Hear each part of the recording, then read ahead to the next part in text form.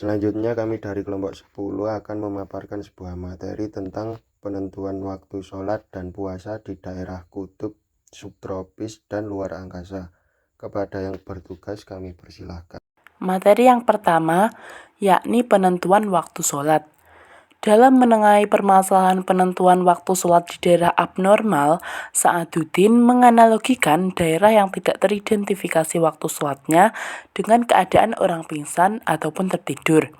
Karena menurutnya, pergantian waktu di daerah abnormal berlaku tiba-tiba dan seolah-olah tidak disadari. Sehingga kewajiban sholat tetap harus dilakukan meski waktu sholatnya berbeda dengan waktu normal sekitar khatulistiwa.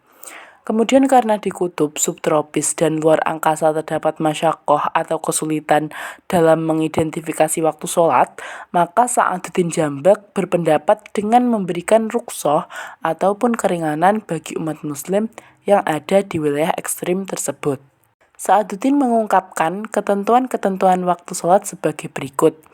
Yang pertama, waktu subuh itu dimulai dengan tampaknya fajar di atas ufuk sebelah timur dan berakhir dengan terbitnya matahari.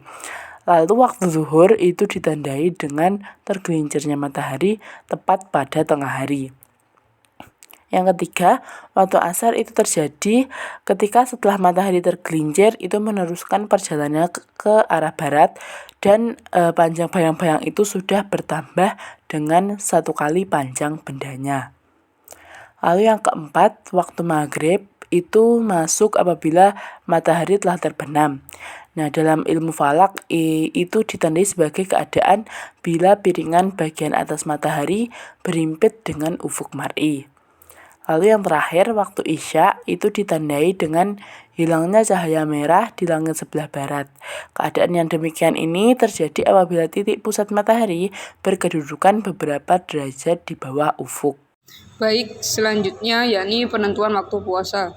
Sa'aduddin Jambak berpendapat bahwa apabila tidak terjadi fajar terbit atau matahari tidak terbenam di salah satu daerah dekat kutub, maka puasa Ramadan tidak bisa dilakukan. Karena salah satu syarat sahnya puasa adalah dimulai ketika terbitnya fajar dan berbuka ketika terbenamnya matahari. Oleh karenanya, orang Islam yang berada di sana tidak bisa berpuasa dan harus mengqadhanya pada bulan-bulan lain yang mengalami terbit fajar dan terbenam matahari.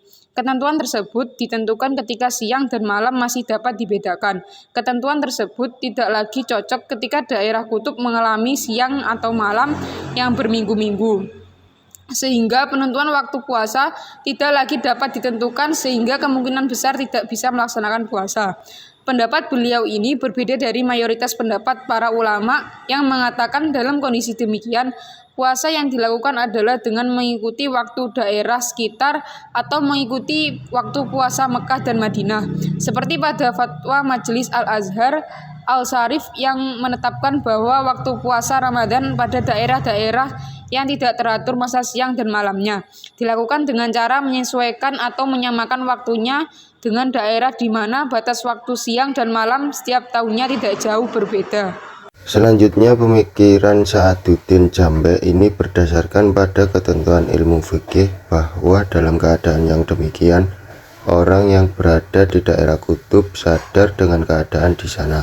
Agama Islam memberikan gambaran kepada manusia betapa mudahnya ibadah di dalam agama Islam, tidak memberatkan dan bisa dilakukan sesuai dengan kondisi yang menyertai.